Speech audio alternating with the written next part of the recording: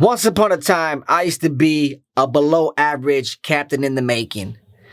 As I look back, there were some pivotal moments that made a switch and took me to the next level. I feel it's because I fished with some of the best in the game, and today I'm going to talk about it. Hustle and fish, let's go. I always wanted to fish, always. Welcome back to another episode of Hustle and Fish.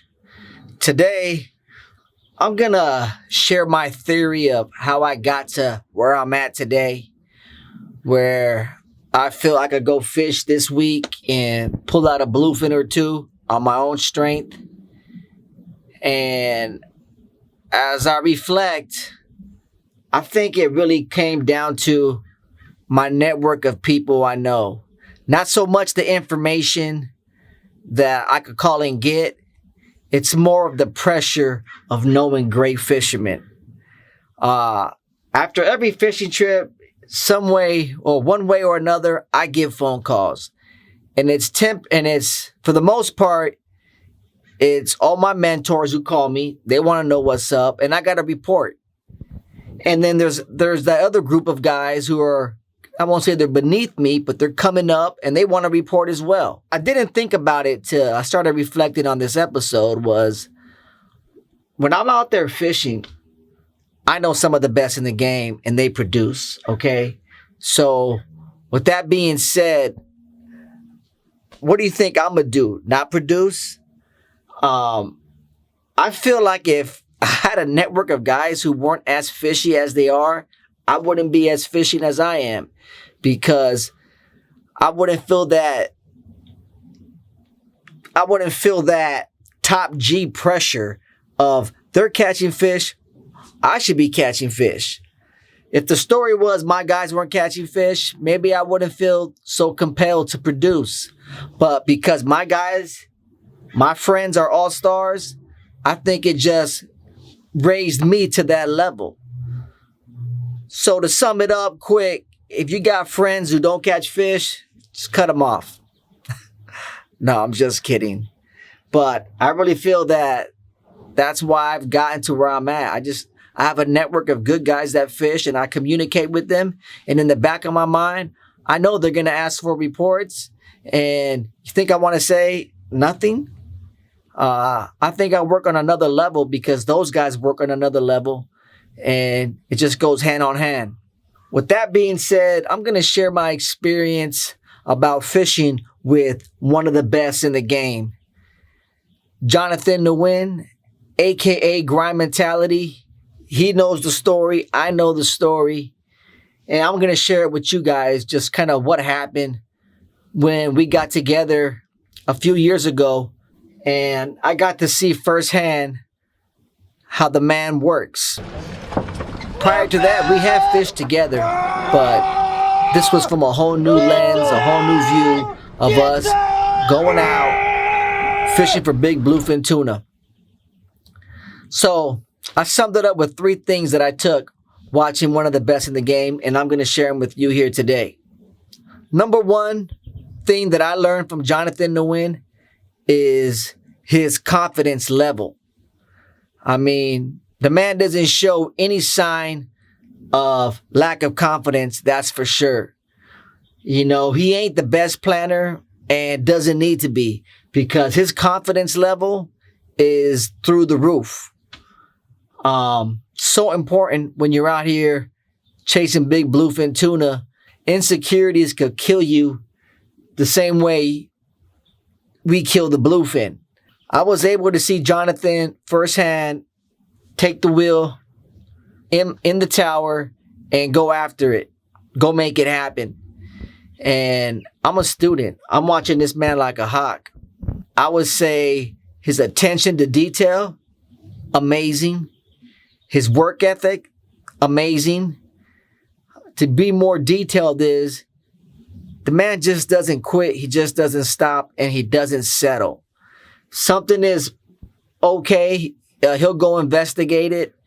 But if it ain't what we need or what he wants, he's moving to the next best thing.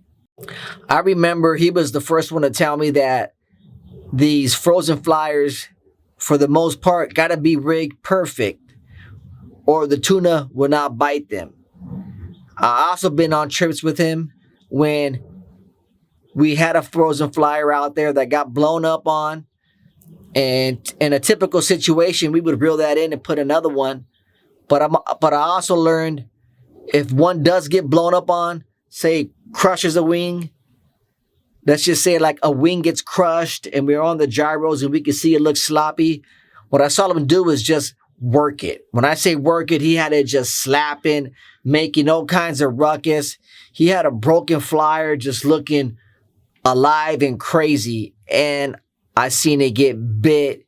We got hooked up and caught a fish. So that's a little bonus right there for you guys. For the most part, if they don't, that only happens when the fish are aggressive, when it's a thick school, maybe some foam. Second thing I learned about Jonathan is his speed, meaning how fast he can execute on an opportunity, how fast he can rig a frozen flying fish and get it out there and get bit. Before I seen that, bro, I'm almost ashamed to say how slow I was to execute in a situation where fish are out there. His speed to me it was mind blowing how fast he could rig a frozen flyer. I would say within 5 minutes of spotting fish, he got some bait out and we're in the game. And his ability to execute fast. What I also learned was his ability to get multiple hookups. I used to settle for one fish and just work it, play it safe. And fishing with Jonathan, he'll work every rod that we got and push it to the max. Another thing was no time for celebration. We'll celebrate later. There's a time to celebrate, and it's not when the fish are biting. I think I used to have too much celebration time, too much time on a fish on the deck, on the processing, when sometimes these bite windows are an hour, 30 minutes, 15 minutes.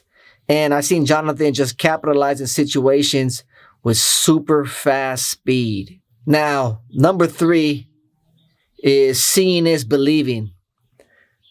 That was the game changer for me. But real quick, I have another contest for today for anyone who could guess the weight of this bluefin right here. Leave your answers in the comments.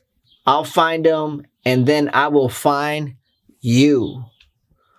Okay, back to seeing is believing. After I was able to see Jonathan in action, I'm talking about, the trip I'm talking about, we had 9 bluefin on the deck, okay? I seen Jonathan come in, maybe a little sluggish, a little slow. But once the guy saw the meat, we had a fish actually piss him off. And I just seen his mind switch. I'm just looking, and it wasn't the same Jonathan that I know. It wasn't the same Jonathan that came on the boat. The man hit a switch that I've never seen. And I'll call that switch beast mode, where he was just in kill mode, sending flyer after flyer. We were whacking him on spread bars. We were whacking him on Mad Max. And just when I thought that was good enough, he sent out a kite. Why he sent it out? Just to do it. The guys on the boat wanted to see frozen flyer get crushed on. He put it out there. And I'm just being a deckhand, observing everything and paying attention. But me and him laugh about it today because ever since that trip, I went out the next day or two, got limits. Went out again, got limits. And I was just mimicking the same thing. I was working spread bars. I was working Mad Max. And when guys were all happy on the boat, I threw in the kicker. Let's get one on the frozen flyer. And had that work. And just to come home and report my stories, I know Jonathan was super stoked for me. Keep in mind, there's a few other guys I'm going to elaborate on, but today I'm talking about grind mentality, because he is a dear friend, and I want to give props where they're due. With that being said, guys, this episode is a wrap. Hustle and fish. Let's go. I will explain the fish. Always.